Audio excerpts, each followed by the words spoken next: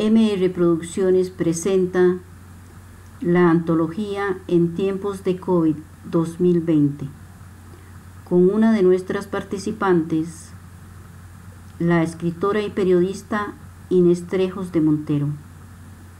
Inés Trejos nace en San José el 23 de marzo de 1932.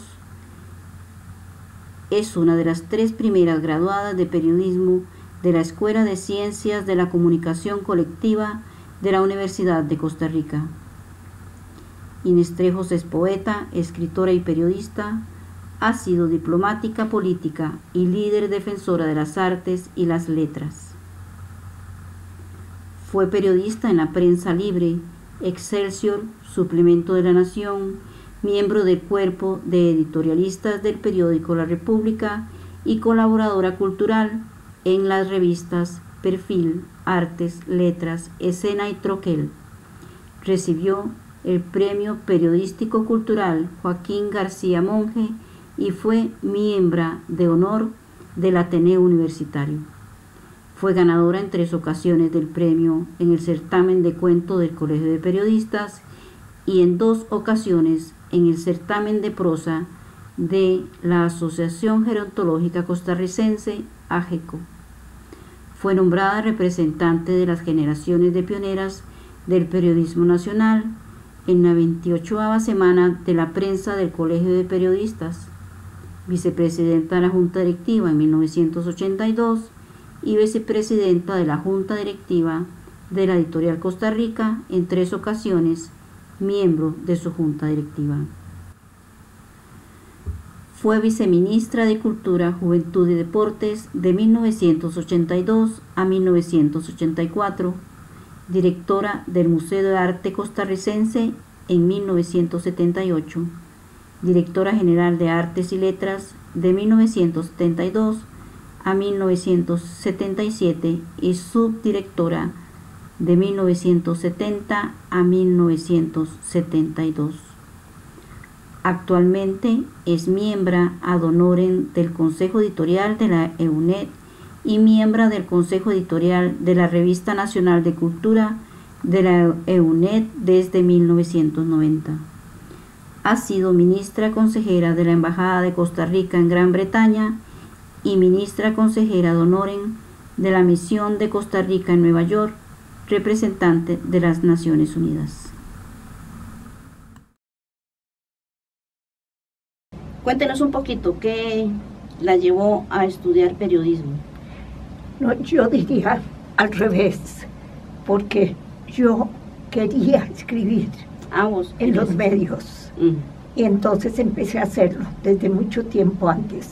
Cuando se abrió la carrera en Costa Rica, entré para graduarme por la universidad. Pero desde antes yo estaba escribiendo en periódicos, en revistas, en fin, porque vos lo sabés muy bien. El que le interesa el periodismo lo hace hasta en una hoja de papel. Respecto a eso. Y bueno, pues escribió en revistas. Cuando salió de aquí, de la Universidad de Costa Rica, ¿cuál fue su primer trabajo? No, es que ya yo estaba trabajando en la Prensa Libre. Ok. Cuando yo me gradué estaba todavía trabajando y continué un tiempo más, pero después entré al servicio del país en el campo de la cultura. Porque también, mientras fui periodista, me interesó mucho todo lo que era el campo cultural, la literatura, la pintura, la danza, la música, y escribía mucho sobre eso. Entonces, don Alberto Cañas, que fue el primer ministro de Cultura, me buscó porque quería que yo trabajara con él en la Dirección de Artes y Letras. Y después estuve en la Dirección de Artes y Letras, continué, y más adelante, aparte de seguir siempre buscando dónde publicar, porque ese es el interés del periodista nato. Después estuve fuera del país y aún así desde afuera mandando siempre notas, publicando, porque sentía la necesidad de comunicar. Claro. En resumidas cuentas, los periodistas lo que somos comunicadores. Comunicadores, pero comunicamos la realidad de las cosas y la verdad, porque de eso se trata también el periodismo, ¿verdad? De mostrarle a la gente las cosas que pasan, lo que nos interesa a nosotros y que pensamos que también a nuestra gente le interesa, ¿verdad? En el país. Y no es solamente pensar que les puede interesar, sino también que contribuya al mejoramiento de la sociedad. Ajá. Porque, por ejemplo, si yo escribo sobre literatura, sobre artes plásticas, sobre música, sobre danza, estoy abriendo un panorama para que la gente que tiene intereses comunes también pueda tratar de integrarse a esos campos. Porque, por ejemplo, si yo escribo sobre literatura, sobre artes plásticas, sobre música, sobre danza, estoy abriendo un panorama para que la gente que tiene intereses comunes también pueda tratar de integrarse a esos campos. ¿Y usted en el extranjero siempre escribió sobre cultura? Sí, yo estaba, por ejemplo, en Inglaterra y siempre mandaba notas para... Culturales. Sí. ¿En diferentes periódicos o solamente...? Bueno, vos sabés que en periodismo es el que quiera absorber lo que uno escribe. Claro. Y en cultura, en esa época, ¿sí aceptaban los periódicos los temas que usted mandaba? ¿Sí había más apertura? Sí, yo creo que sí, tuve suerte. La verdad es que tuve suerte, tanto en el medio escrito como en radial. Yo trabajé muchísimo en radio y disfruté muchísimo. Bueno, la verdad es que es una carrera que me gusta. Entonces, ya sea en radio o en prensa escrita, lo hacía con tanto interés y con tanto gusto que, bueno, ya eso en sí era pago suficiente, ¿verdad? Claro, y también que le aceptaran todas las notas que usted enviaba. Y supo de sus compañeros, estos otros que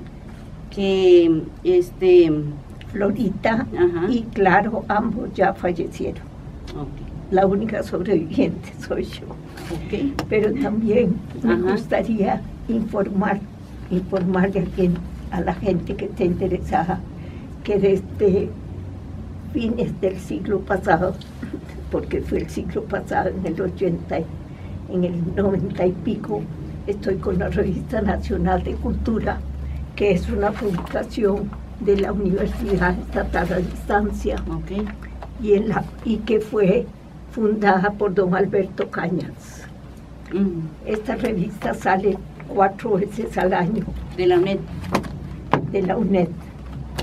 Y bueno, imagínate que ya vamos por la 80 y pico, 84. Entonces, que traje esto solo para ti. Estas son todas las revistas que han... No todas, no, estas es apenas parte, yo cada 10 años hago la... Y como estoy ahí desde el 80 y pico, claro, 1980 y pico, que fue cuando se fundó, entonces yo tengo el interés de mantener, porque las revistas, como verás, por esta, por ejemplo, por otras, se echan a perder. Claro. Y si uno no las cuida, y como prácticamente yo podría decir que esto es una revista especial, de mucho interés, con artículos muy buenos, con una variedad. Bueno, si nos damos cuenta que fue don Alberto Cañas el que la concibió y que la puso a caminar en el año 80 y pico. Y a los 3 números de la revista me llamó y me dijo que se podía ayudarles, y yo encantada, claro, porque estaba en este plan de querer comunicar. Y bueno, ahí estoy todavía. ¿Y quiénes se recuerda usted que estuvieron en esta revista? Imagínate, aquí estuvo Felo García, estuvo Samuel Robinsky, en fin, gente muy, muy, muy valiosa, gente de las diferentes áreas. Aquí, por ejemplo, siempre sacamos del consejo editorial. Actualmente está Marjorie Ross, Miriam Bustos, Manuel Arayincera, Enrique Villalobos, que es periodista y además escritor, don Alberto, que ya falleció, Samuel Robinsky igual, Eugenio Rodríguez Vega, que era un historiador de primera, Víctor Julio Peralta, una personalidad. En fin, hemos tenido gente muy valiosa, y digo hemos, porque aunque la revista no me pertenece a mí, uno siempre se involucra de tal manera que llega a sentir como que es algo de uno. Claro, claro que sí. Y llega a ser algo de uno, ¿verdad? Porque los que nos enamoramos de la cultura estamos llenos de esa alegría también, no solo que nosotros participemos o nosotras, sino que los demás participen, ¿verdad? Qué agradable es cuando la gente... Una comunicación activa. Exactamente. Y qué agradable debe ser que existan siempre nuevas personas que escriben cuento, que escriben crónica, creo que también mandan de todo, poemas, poesía, artes plásticas, cubrimos todos los campos de la cultura, danza, teatro, con entrevistas, en fin, con la gente de los diferentes campos. Pero no solamente estamos hablando con doña Inés Trejos como una periodista, sino como una escritora. Bueno, ¿verdad? Porque nos trajo por acá sus libros. Fue Inés Trejos de Montero, La tía pecaminosa y otros relatos. Cuentos son cuentos. Sí. Y suena interesante el título, La tía pecaminosa y otros relatos. ¿Qué clase de pecados tiene doña, por ejemplo, la tía pecaminosa? Hay gente que no entiende. Por ejemplo, cuando usted dice pecaminosa, piensan que es pecadora. Pero ajá, no, pecaminosa es otra cosa. Es que la juzgan como que es pecaminosa, pero eso no quiere decir que lo sea. Estos son cuentos que yo había ido escribiendo a través de la vida, y después lo junté y se me publicó este libro. Lo mismo que este otro, que es también de cuentos. ¿Y salieron juntos o en qué año salió uno? No, imposible. Sale uno y a los 5 o 6 años sale otro. Y se llama Luna de Miel con libro y otros relatos. ¿Qué tema toca aquí la tía pecaminosa? De una muchacha que la casan como se usaba antiguamente, muy jovencita, con un señor mayor. Y la muchacha, sencillamente, una vez que pasa la ceremonia y todo aquello y se la llevan a su luna de miel, ella se pavoriza de pensar que está con aquel hombre, que era un señor mayor, según su mentalidad de muchacha de 15 o 16 años. Y entonces sencillamente ella no quiere ni verlo. Entonces el hombre, furioso, al día siguiente la devuelve. Entonces queda en aquel tiempo, hablamos del siglo pasado, como una muchacha pecaminosa, aunque no había cometido ningún pecado. Y la familia ni siquiera la quería ver. Era como una deshonra. Como una deshonra, era más bien a la familia y al del esposo. Sí, y entonces ella tiene su casa, una casa muy linda porque era muy rica, tiene preciosas cortinas, preciosos adornos, de esto y del otro, y las sobrinas o las familiares jovencillas la iban a ver, pero a escondidas de la gente mayor, porque creían que seguro se les iba a pegar alguna de sus malas costumbres. Malas mañas. Sí, esa es la historia, ese es uno de los tantos cuentos, pero aquí vienen como 20 o 20 y pico de cuentos distintos, con distintos temas, por supuesto. ¿Y Luna de Miel con libro y otros relatos? Igualmente son relatos cortos, de 4, 5, 6 páginas, con distintos temas, de acuerdo con lo que se me ha ocurrido a través de los tiempos. ¿Y esto ha sido vivencias de personas conocidas, personas que usted ha escuchado? No. ¿Qué es un cuento? Como la palabra lo dice. Un cuento es algo que se te ocurre o que oís. Eso. Y entonces, todo eso que una persona que tiene intereses literarios puede ir absorbiendo, y llega un momento que lo convierte en un cuento, en una novela o en una poesía.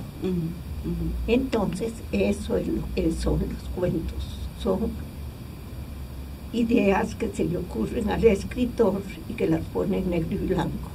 Mucho que decir, mucho que hablar. Ahí por lo menos son unas pinceladitas de toda esta trayectoria de nuestra querida Inés Trejos, que es muy importante para los costarricenses, para los periodistas, más que todo también saber esta trayectoria tan importante que ha tenido usted, no solamente a nivel de estas publicaciones o de esta revista en la que está trabajando, sino también en todo lo que es cultura, que a usted también le fascina, y que eso es lo que estamos nosotros tratando de inculcarle al público, ¿verdad? Y también pues a las nuevas generaciones que... Muchísimas gracias. Yo quisiera agregar algo. Claro. Por ejemplo, en tu caso, que sos una periodista de muchos años, de mucha trayectoria y todo, que de pronto decidís inventar algo y decir, por ejemplo, la literatura en tiempos del COVID.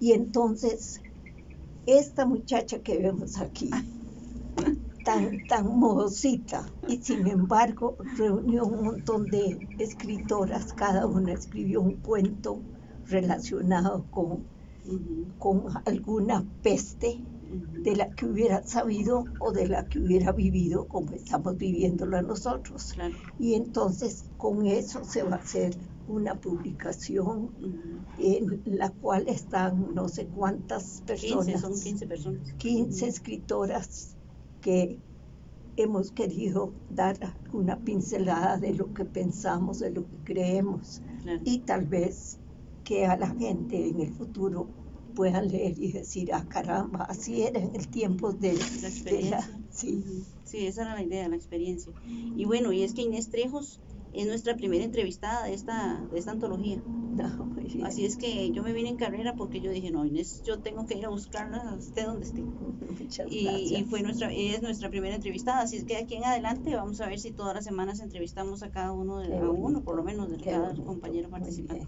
Muchísimas gracias, Inés. Gracias.